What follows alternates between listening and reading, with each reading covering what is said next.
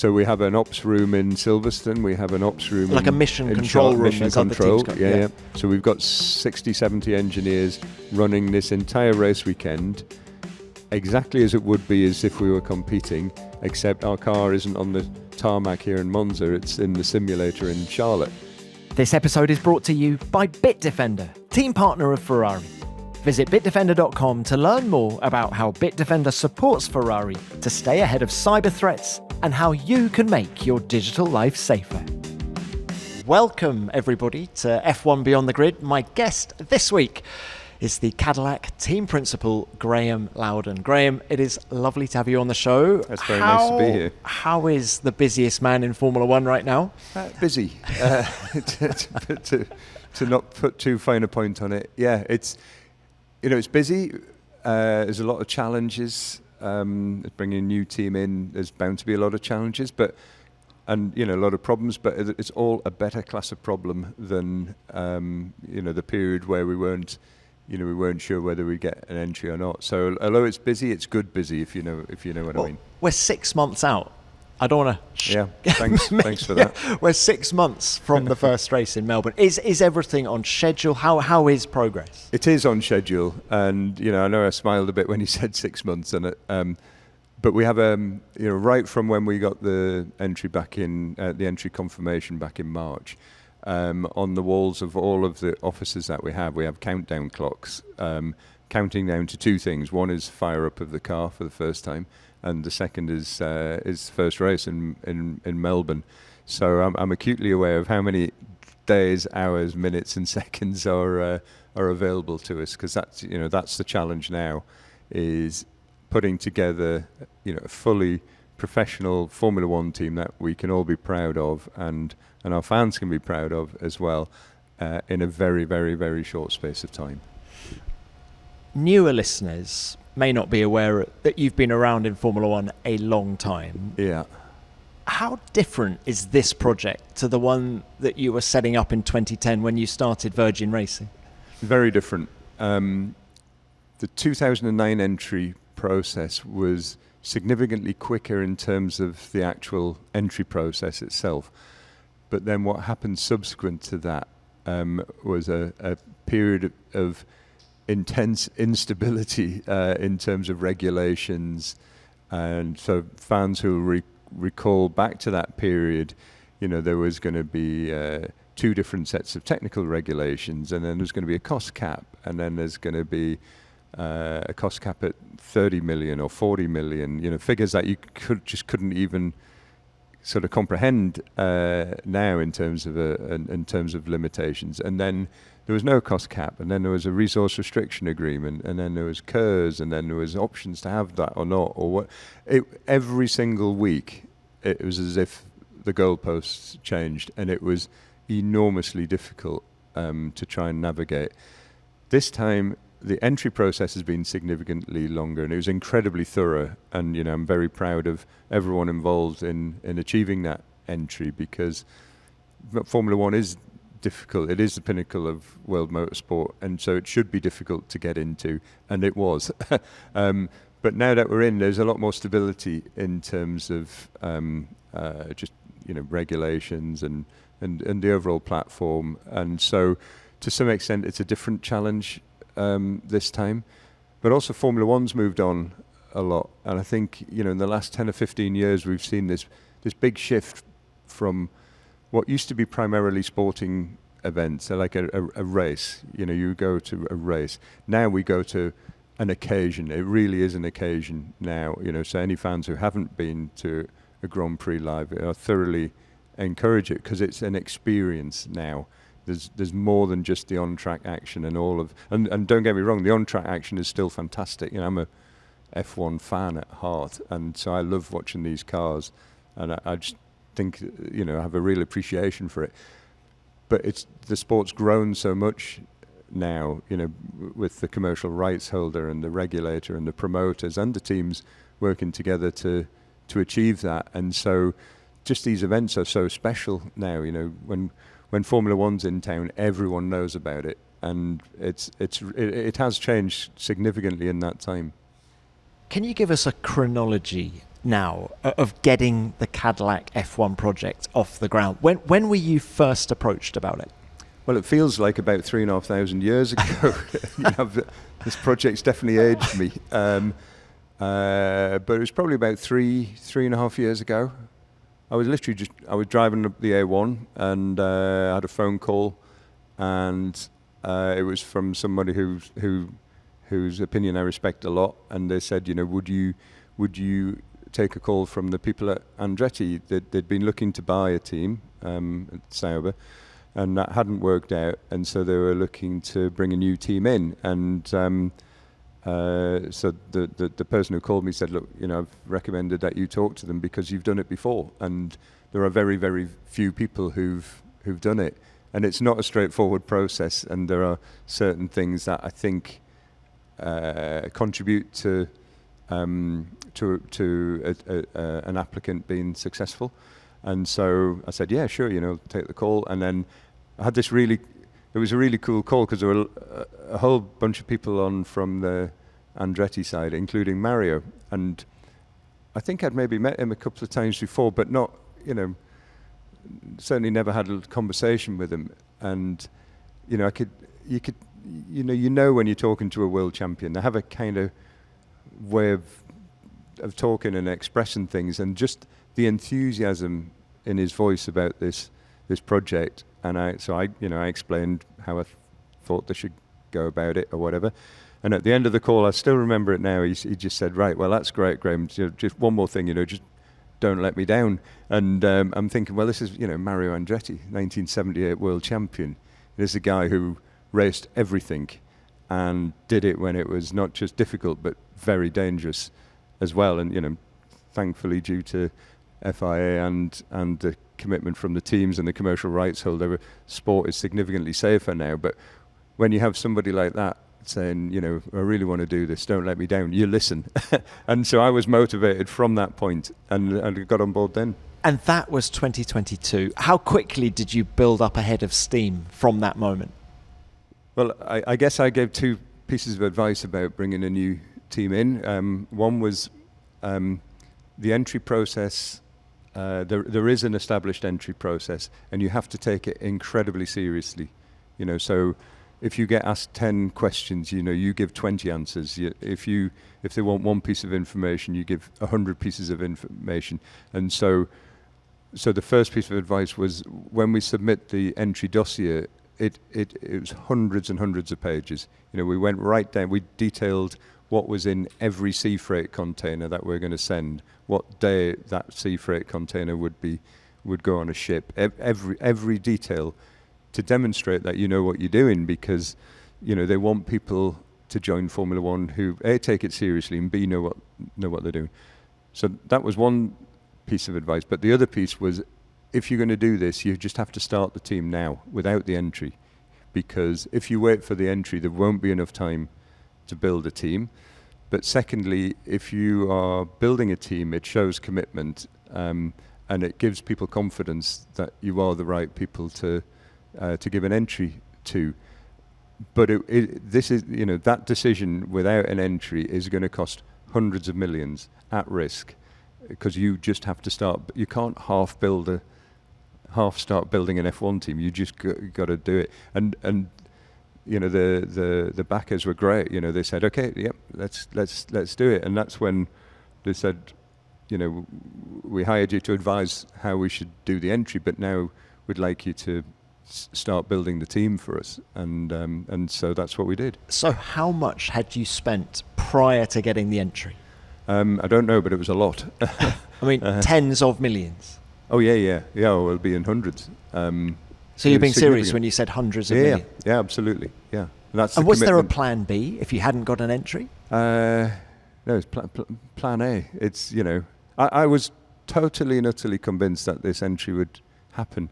The thing I was unsure of was how long it was going to take, and that in all honesty, that got tested along the way, because it did took a long time. But I just kept looking at what are the fundamentals. We're trying to do a good thing here. We're bringing a racing team into the pinnacle of world motorsport, and there are available slots on the grid. There's no downside to this. You have to be able to show you can do it. But, we're bringing more drivers, more action, more cars. The biggest asset Formula One has is the fan base. And we knew, because we were asking fans, would you like to see this happen? And, overwhelmingly the answer was yes. So and that is the added value that the other teams were quizzing, weren't they? When it was being discussed, do the other teams, would they welcome an 11th team? What's the added value? Right there, you've just said it. Yeah, we're giving the fans what they want, and they're the most important thing that Formula One has. If we don't have them, all of this falls away, all of it. And so I was a believer of the project, and yes, it got tested along the way because of just how long it took, but I just couldn't see a plan. There was no plan B in my mind, because I couldn't see a scenario where this wouldn't happen. It was all good as far as I was concerned. This episode is brought to you by Bitdefender, team partner of Ferrari. In cybersecurity and Formula One, every millisecond counts. Only the most advanced cars and dedicated teamwork win races on the track, and only the most advanced security technology and elite specialists have the power to prevent, defend, and stop cyber attacks. Technology makes all the difference in who has a clear advantage, where Bitdefender is renowned for driving leading-edge innovation in cybersecurity.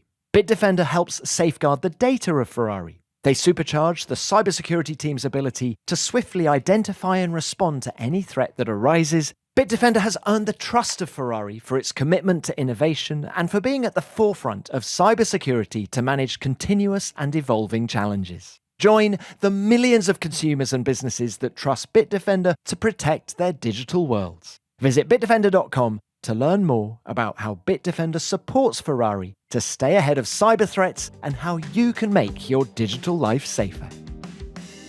Now, General Motors have a great history in American motorsport. Yeah. NASCAR, IndyCar, drag racing. Why was Formula One so irresistible to them?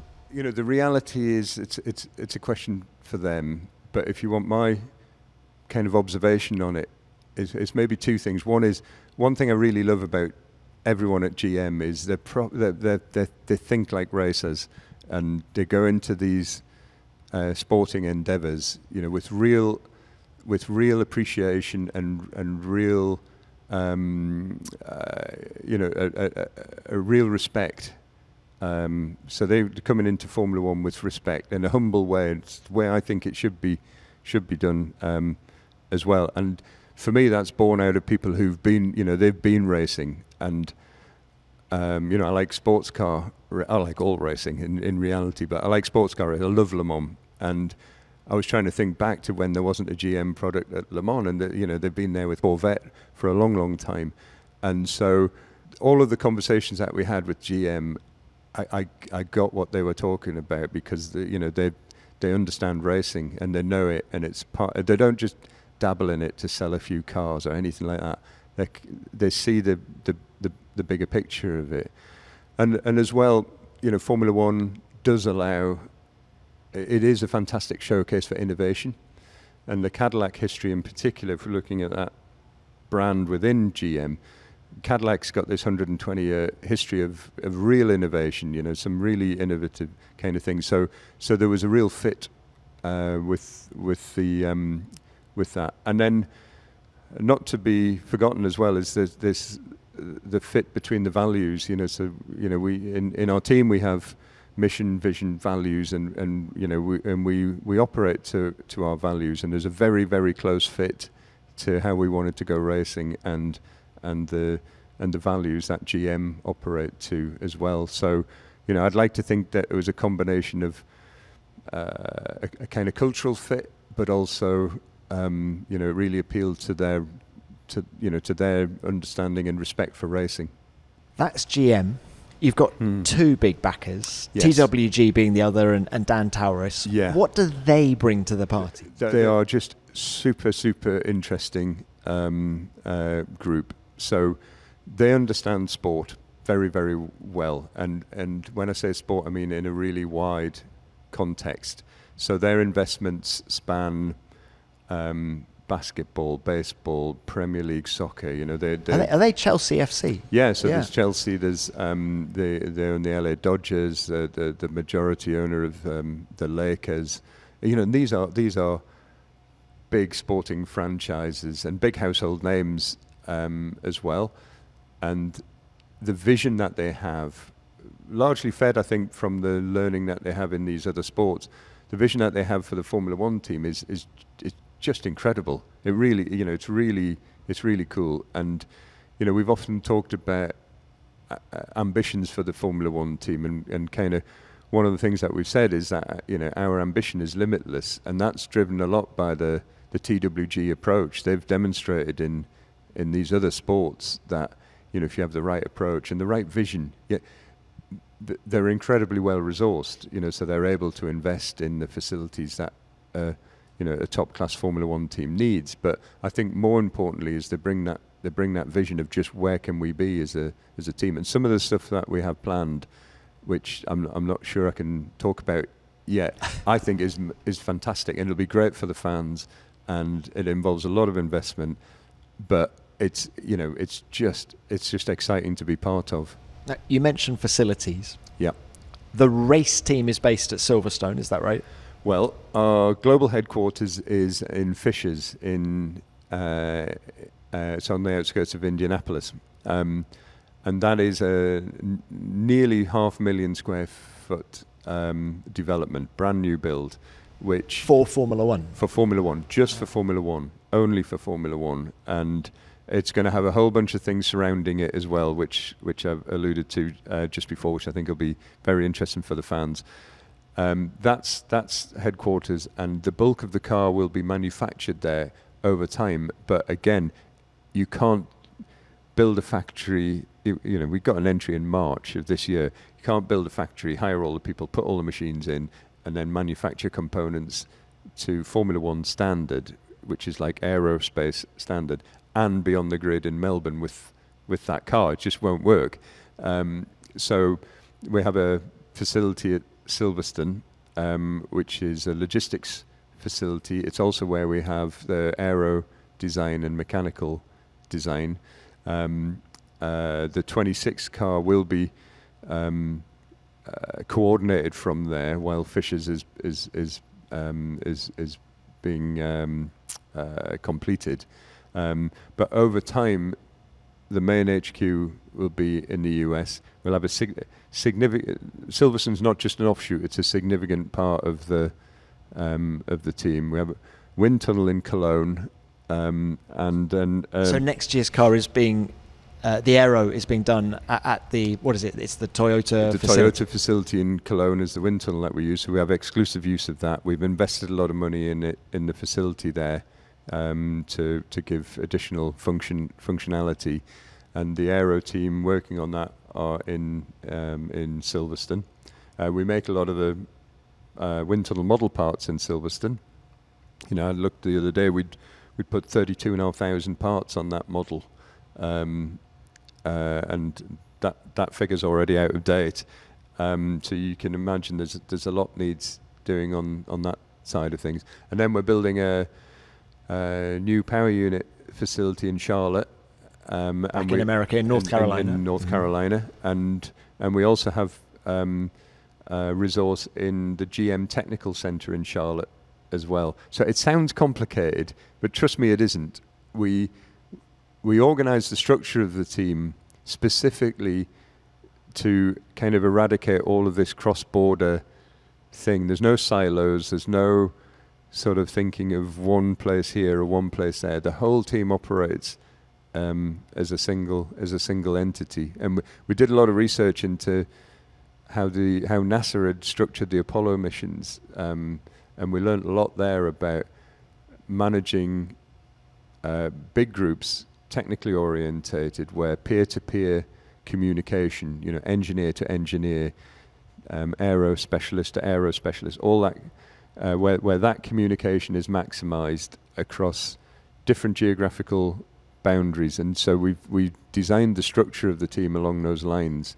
So it operates as all one team. It just happens, you know, some teams have rooms and corridors. Our corridors are just very, very long and stretch across the Atlantic. But the team operates as a single entity. I've always wondered why teams don't have bases in Europe and the US. I mean, it has to as well, but because your day is that much longer if it's working properly, isn't it, with the time difference? It's true. And, we're running a simulation. I'm sat here talking to you in Monza during the Monza Grand Prix. So we're simulating this entire race weekend as we speak. So what do you mean by that? So we have an ops room in Silverstone. We have an ops room like a mission control room. Mission control. Yeah. So we've got 60, 70 engineers running this entire race weekend exactly as it would be as if we were competing, except our car isn't on the tarmac here in Monza. It's in the simulator in Charlotte.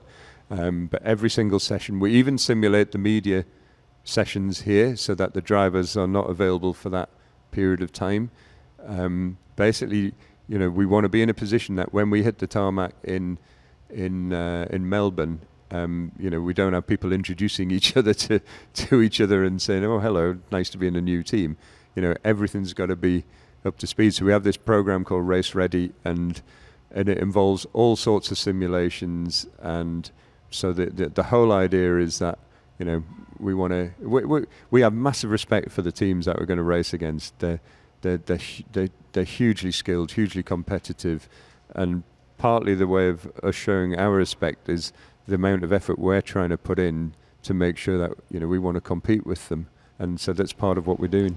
Who's driving the simulator in Charlotte this weekend? Is it Valtteri or Checo or someone else? It's not. It will. So the race drivers, we're doing more simulated races for the balance of this season, and the race drivers will be in. But it was too short notice, the driver announcements and everything to coordinate everything. So we have a roster of sim drivers, and I won't say who's in because we haven't announced all our sim drivers yet. So I know exactly who's in, but I can't say. Look, we'll come on to drivers. There's just a couple more things about the car and the factory I wanted to ask you about. It's going to be a Ferrari power unit. Yes. Next year, isn't it? Just how much are you getting from Ferrari? Is it just the PU, or is it the rear end, the gearbox, the suspension as well? No, so unlike other customer teams that they work with, we're taking just the PU and the gearbox internals. So we're building the gearbox casing and everything. We're doing all the suspension, everything. We just take the power unit and the cassette, the internals of the gearbox.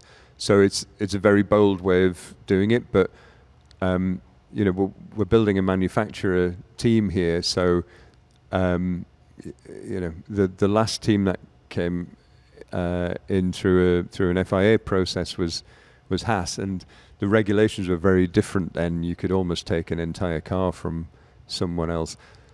That's changed a lot now. You can take a lot less, but we could still, in theory, take suspension and everything. But at some stage, we've got to design this stuff, to fulfill our ambitions. So, we're taking that step from the start. So you're designing. Who is manufacturing?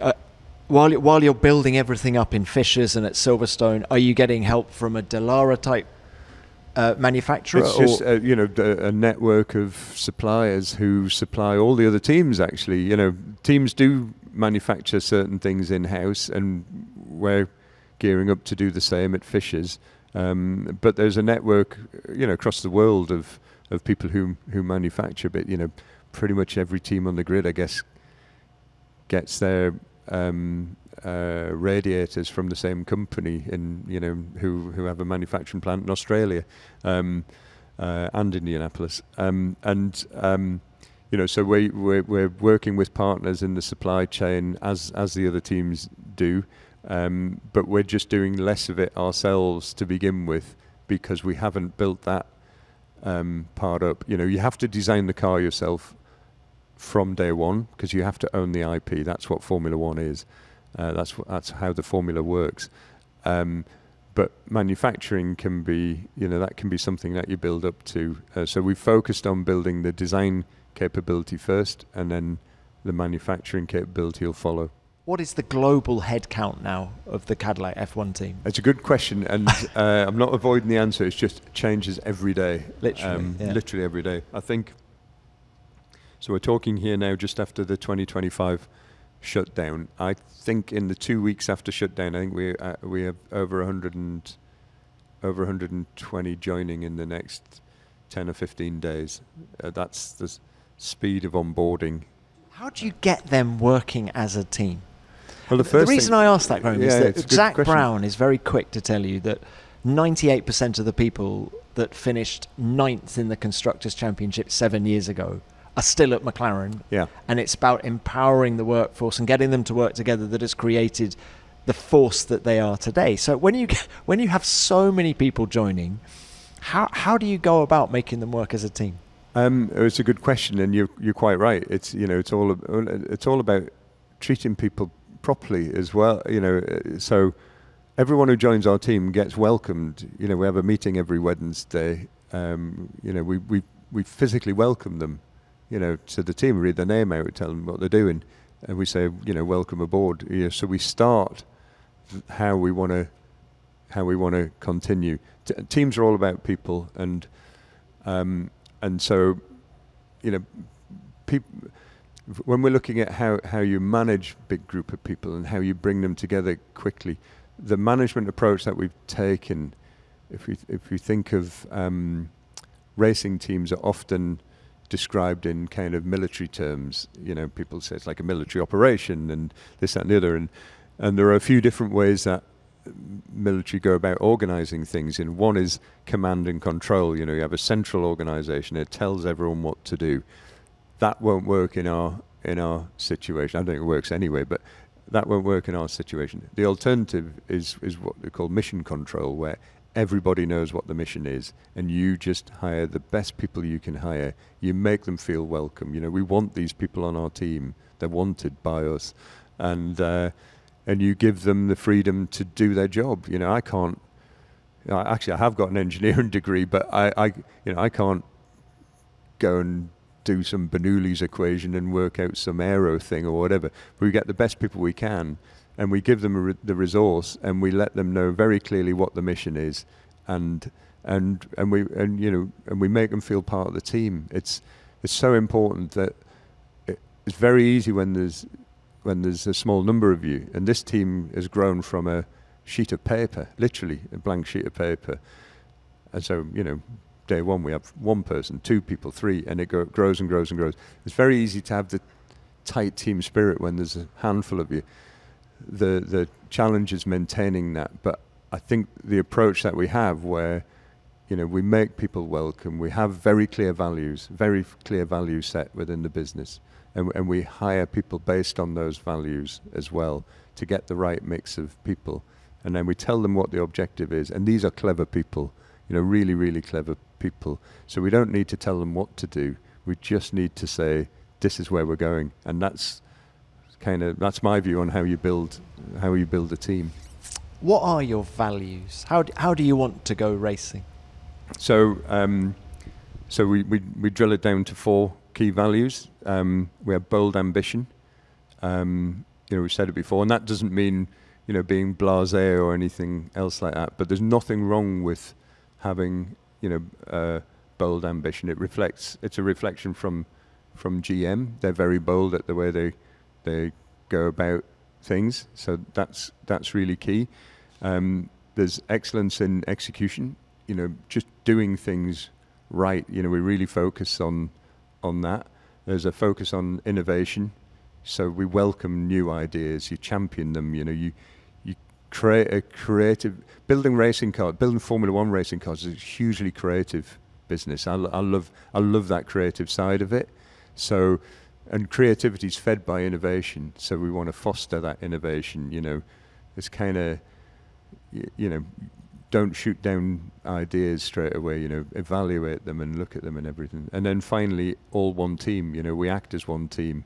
That no one gets left on the pitch. It's the greatest team game in the world. There's 1,000 players on each side, all shapes, all sizes, all sorts of backgrounds. Diversity is super key. We want differences of thought and what have you. But we're all one team. We act as one team. We look out for each other. We care for each other.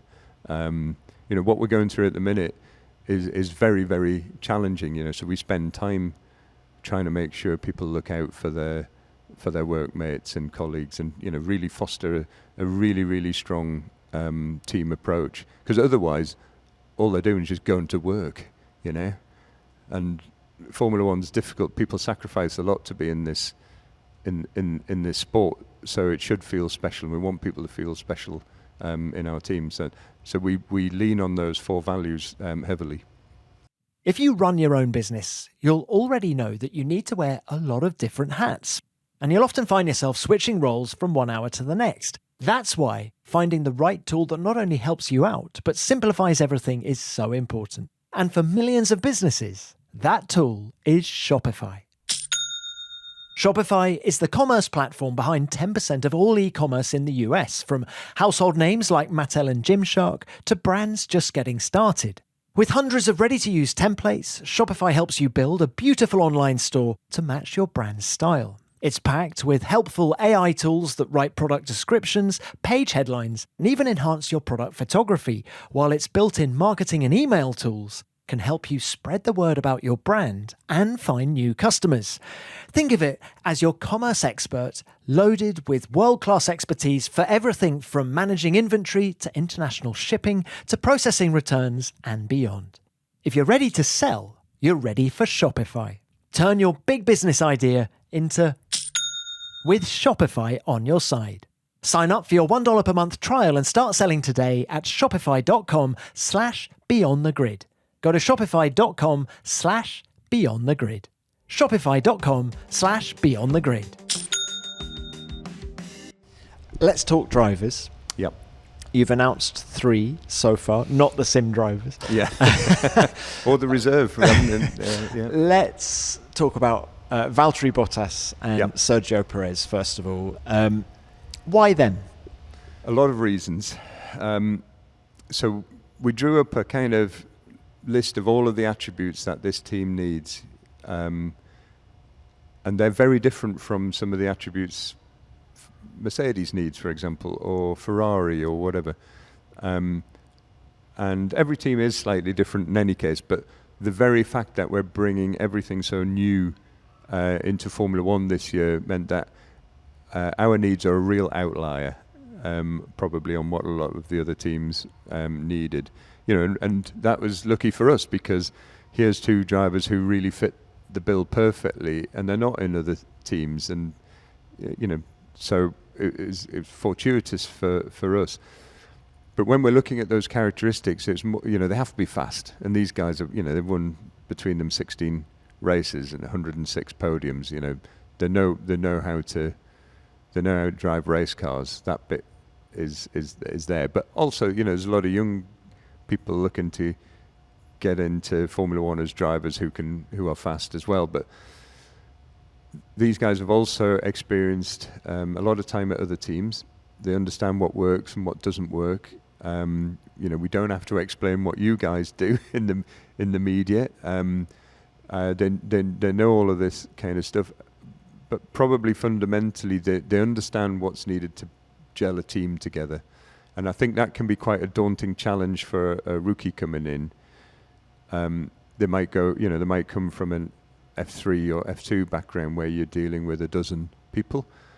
In Formula One, you have 1,000 people, and you are the focal point of that. You are the bit that is on TV, visibly delivering, and having people who have been through that before, understand it and know it is super valuable. But as I said before, I don't want to get away from the fact that we're not hiring non-executive directors here. These are racing drivers, and they're fast. Is it a concern that neither of them is racing this year in 2025? Yes and no. Racing drivers race. That's their aim in life, and when they're racing, they're learning a lot.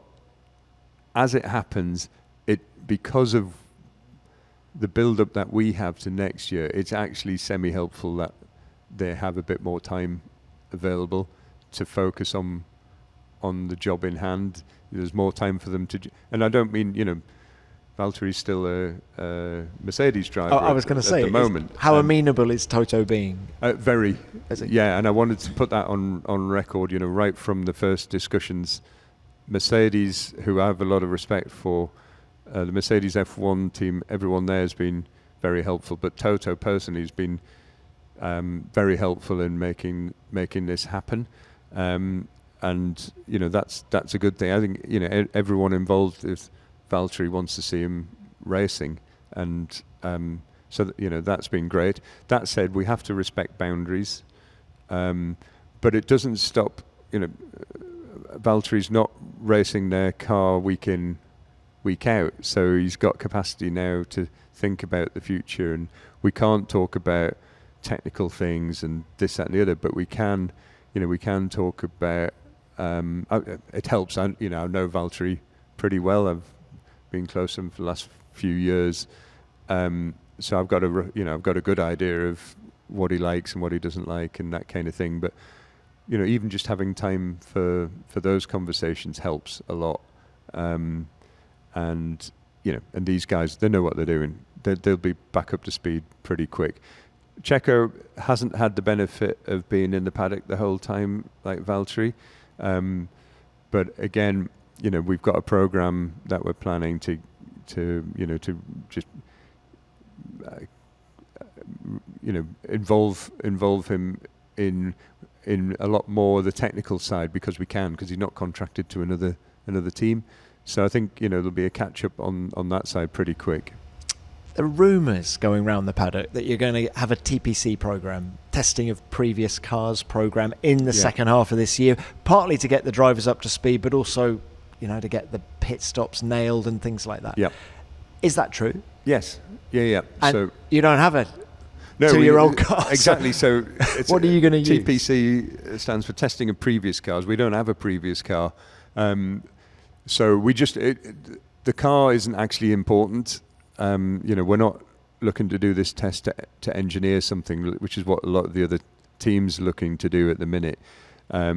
We want to do this a little bit like the simulation events that I've mentioned to you. We want the mechanics to get used to regain that muscle memory of working with a live car. It doesn't have to be a Formula One car. It's good if it is. Doesn't really matter. If a car reaches a certain age, it's no longer a previous car, it becomes a historic car. So we could be doing some THC testing or whatever. The reality is, I wouldn't get too hung up on whether it's TPC, THC, whatever, or even whether it's an F1 car. What we want is an environment where the mechanics are getting used to each other, learning everyone's way of doing things, and a bit like the simulated race weekends. Even just the first simulated race weekend we did was Barcelona, and so I took part in a virtual pit wall, and it was just so interesting listening to the different voices, getting used to them. It's all different from the previous team I'd been with. And you could actually tell where some of these people had raced because they have different kind of radio protocols and this, that, and the other. And so now we've done a lot of work to get everybody on the same language set and communicating in the same way and everything. And so the test days that we will do are less to do with learning anything about a car, and we can't anyway. The regulations are so different next year. It's just about getting the race team themselves up to speed, and even just putting all the infrastructure in place, the pit stop stuff and all the stuff in the garage and everything. We do not want to get to Melbourne and for there to be anything a first time there for anything other than the race itself. Will you be doing that testing just across the road at Silverstone, or will you actually have a program of visiting different racetracks? It'll depend on weather, location of whichever cars we're using. Because again, the location doesn't matter. It could be. Could it be Pembrey in Wales kind of thing? Yeah, it could be any. Yeah, it could be anywhere. It could be a place in Europe. Could be in Spain. Could be in Italy. The location doesn't really matter. Ideally, we'd prefer stable weather. But yeah, it doesn't really matter. The main thing is everyone together, learning to work together, and just exactly that. You've explained the Valtteri and Checo choice very well. I don't want to pour cold water on it, but Valtteri is going to Melbourne with a 5-place grid penalty for his misdemeanors with Kevin Magnussen in Abu Dhabi last year. Yeah, just a quirk of the regulations, isn't it? Just how it is, that kind of thing.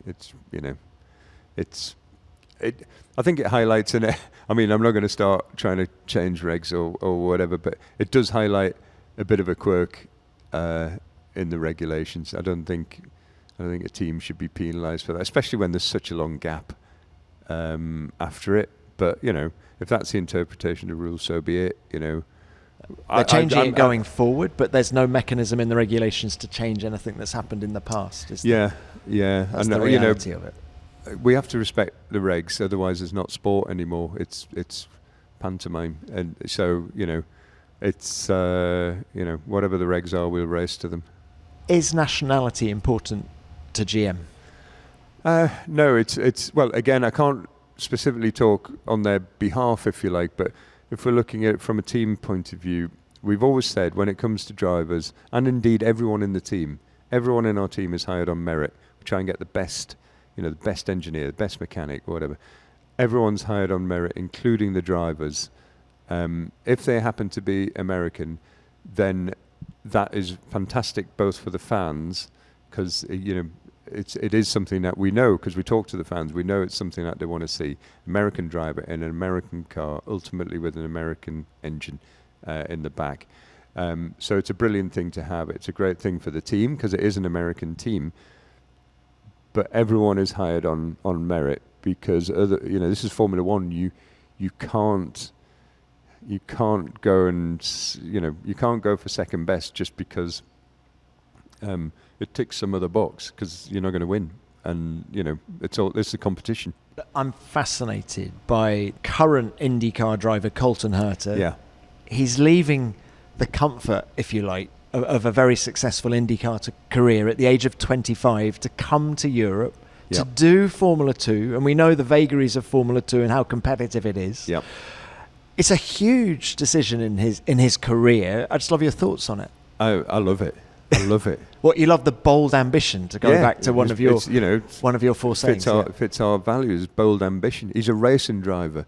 I read very early, there was a kind of, when there was a bit of a rumour of this happening, I read this article and it said, well, it's a big risk to his reputation or whatever. And you're like, the fans want to see this kind of thing. It's like a driver backing his own ability. He wants to do F1.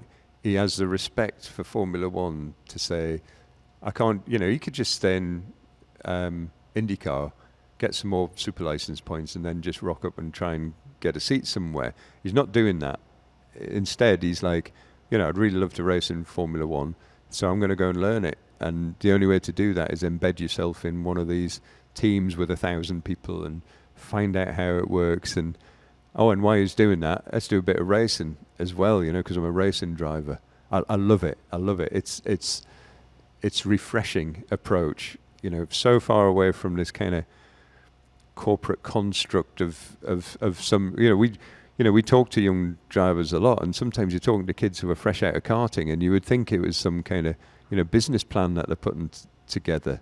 I love the raw kind of confidence in his ability. But F2 is so difficult. Look at Kimi Antonelli, Ollie Behrman last year. They finished mid-grid a lot of the time, and here they are in Formula One. Yep.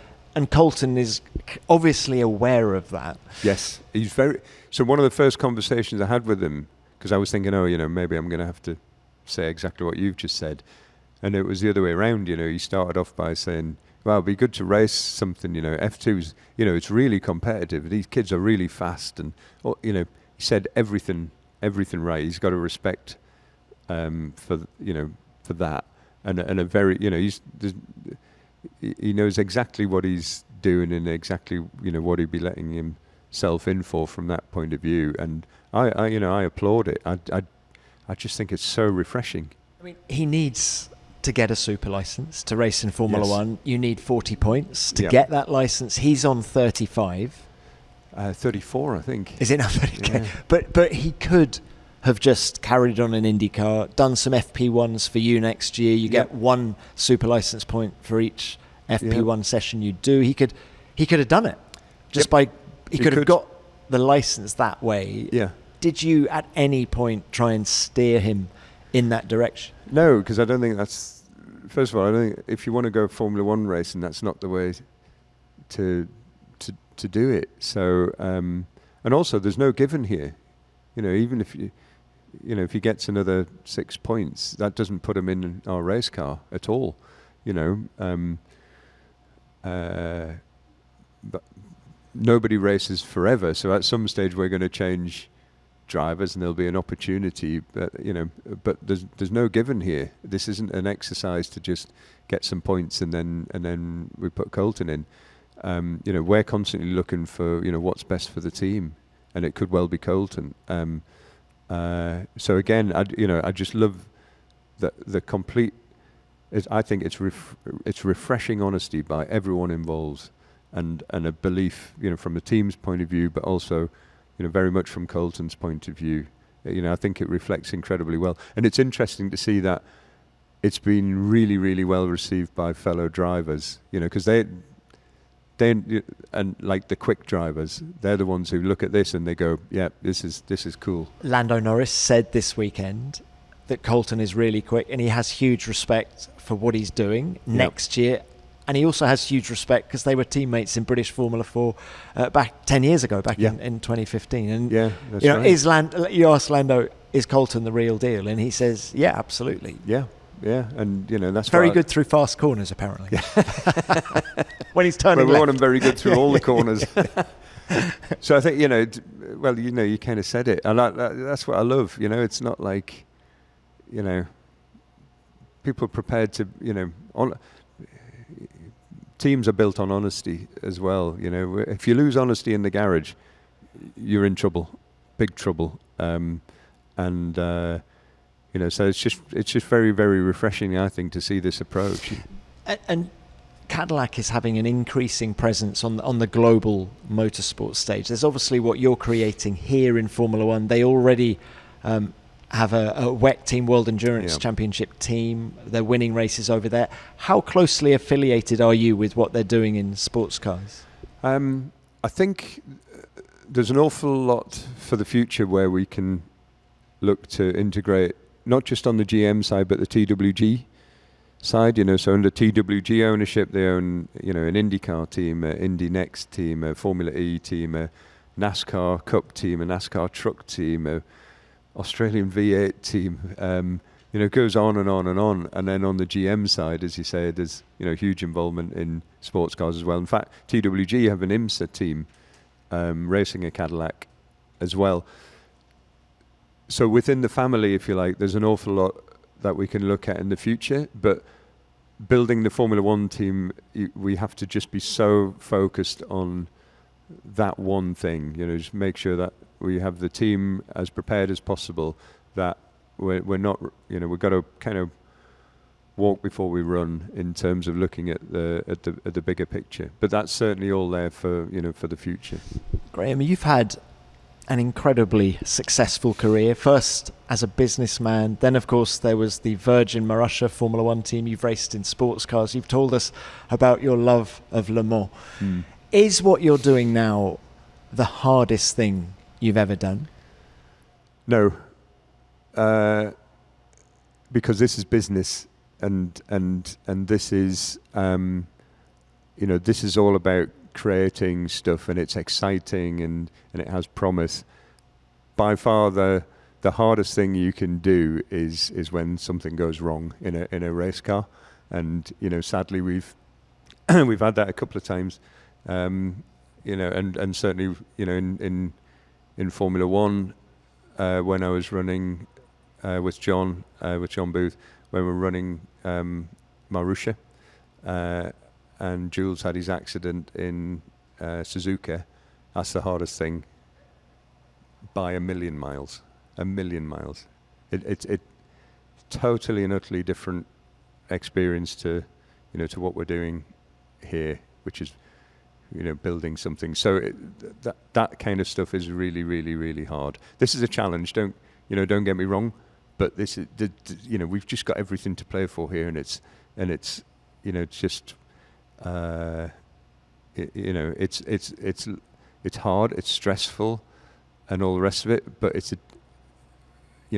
I hope the other team principals that we're going to work with never have to be in that position. That's the hardest thing you can do in racing.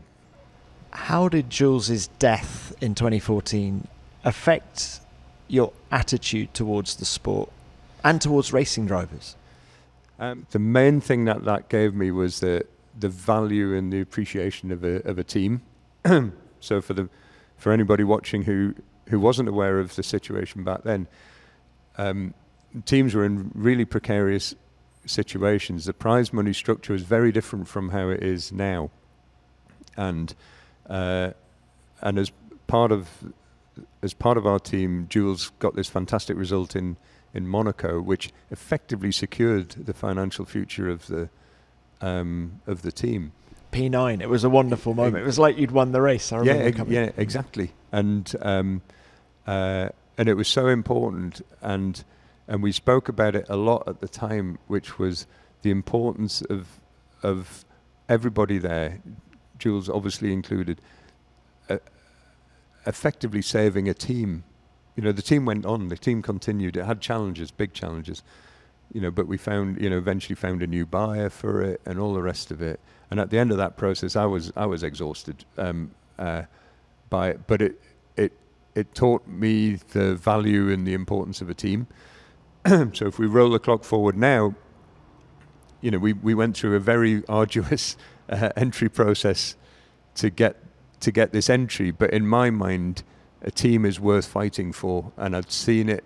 I saw how hard people fought to keep a team, and so my thinking was, that's the level that you need to apply to fight to get a new team in. Okay, we faced a few challenges along the way, and it looked very uncertain at times. Easiest thing in the world is just give up. There's loads more ways you can go and make money, do something, do whatever. But this was a new team is something worth fighting for in my view, and so I think that experience changed my attitude to the value of a team. It's more than just a workplace, it's so much more, and we want it to be so much more as well. So I guess that was a big change in my thinking. When you think of Jules Bianchi now, puts a smile on your face, but can you just tell us how good he was? You talked about Monaco and the P9. He was part of the Ferrari Driver Academy. He always had a smile on his face. Yeah, he did. Yeah, infectious smile on his face, quite mischievous smile. We were never in a position to give him a platform where he could show how good he was against the front-running teams. But when you're running a car,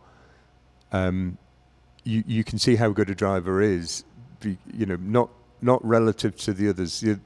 In some instances, it was almost like a different formula, the cars that other people had. But what could be extracted. What the maximum that could be extracted is, and therefore you can gauge whether a day was a good day for a driver or not. And and Jules would often surprise us on what he could do. And look back at that 2014 Monaco race. Not many people overtake in Monaco, and he did that move around Rascasse. That was pretty impressive. And then a few years later, obviously, Charles Leclerc does exactly the same move, same place. It was just epic. Just a great racing driver. As I said, we never had the ability to give him the platform for other people to see, but we could see it, and it was a tragic loss for everyone, the sport included. Well, Graeme, it's been a wonderful chat. Thank you for your time. I suppose, this in a way, this feels like such a ridiculous question, but I'm going to ask it anyway. Just, what are your goals for 26? Valtteri can't start on pole for Melbourne. We've established that. Yeah. I'll be Checo on pole then, eh? Yes. But, what would put a smile? If you and I are sitting down in a year's time having another chat, what would you like to have achieved? It's very difficult when there's a reg change like this. It's very difficult to put a target in terms of positions or this, that, and the other, because we have no idea. And nobody does. And if they say they do, they're just making it up. So we have to look at it in a different way. And two things will make me really, really happy next year. One is to have the respect from competition, because you earn that respect, and it means that if we have respect for the others, that's for sure. These are top teams, so we would like to have reached a position where they respect us, because that means that we've that's a reflection of doing a good job, and then secondly, we want to execute everything that we do to the absolute maximum. We don't want to make mistakes. We don't want to leave any performance on the table. We don't know where we're going to finish performance-wise, because nobody does. But if we're in a situation where we know we've absolutely wrung out the maximum that we possibly can and executed a race well or whatever, then I'll be happy. And then, of course, it starts. Melbourne's not the finish line for us. It's the start line. And so then, we want to, like everyone else in Formula One, we want to develop at a faster rate of everyone else. And, and as I said before, there's a bold ambition. The ambition is limitless, and we want to aim for that. We've got the resources to do it. It's not, 95% of my career in Formula One has been cost capped, not by regulations, but by the real world. And we're well resourced, and so we want to earn our respect. We want to execute well, and then we want to grow and compete. Now I'm going to end this what I call the traditional way, because I'm asking this question to everyone on the pod this year. We're celebrating 75 years of Formula One. Do you have a favourite moment in the history of the sport that you can share with us?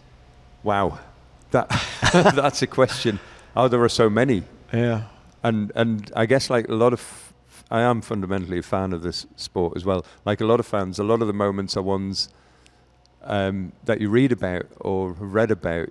So you look at, it's such a rich history over those 75 years. In my mind, I one of my idols, if you like, in this sport is Jim Clark. Never met him.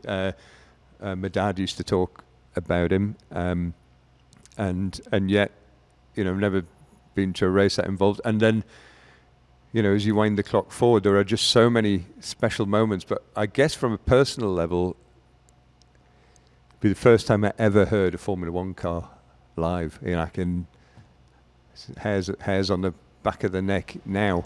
Where were you? Silverstone, and I couldn't believe it.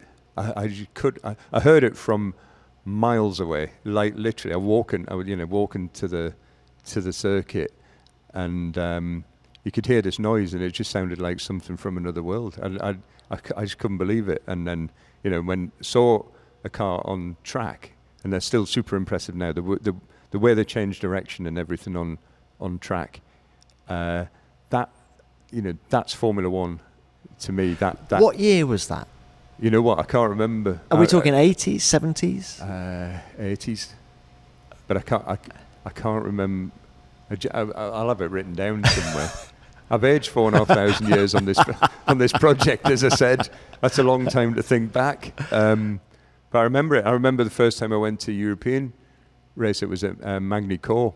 Exact same feeling. I remember walking across this field for what seemed like ages, and all you could hear, were these. Well, it was a Soul car. You could hear it going round the track. I remember it like it was yesterday. For me, that's the magic of this sport. Everything else is built on that, and I'd love it if there's even just one more fan gets that feeling from this sport, then the sport's contributed to something. So yeah, it's not a memorable moment that you can point a video at or anything like that. It's not, I don't know, the Senna Prost things or Michael's stuff or I remember seeing Lewis drove for Manor for a lot of years in the junior Formula. I remember his first Grand Prix and stuff like that. All of those are brilliant memories, and it's what creates the whole collage of everything that's brilliant in Formula One. But on a personal level, I think it's that moment where you just think, wow, I don't know what this is, but I want to be part of it. And yeah, that's for me, that's the strongest thing. Great. Graeme, thank you very much for your time. You're very welcome.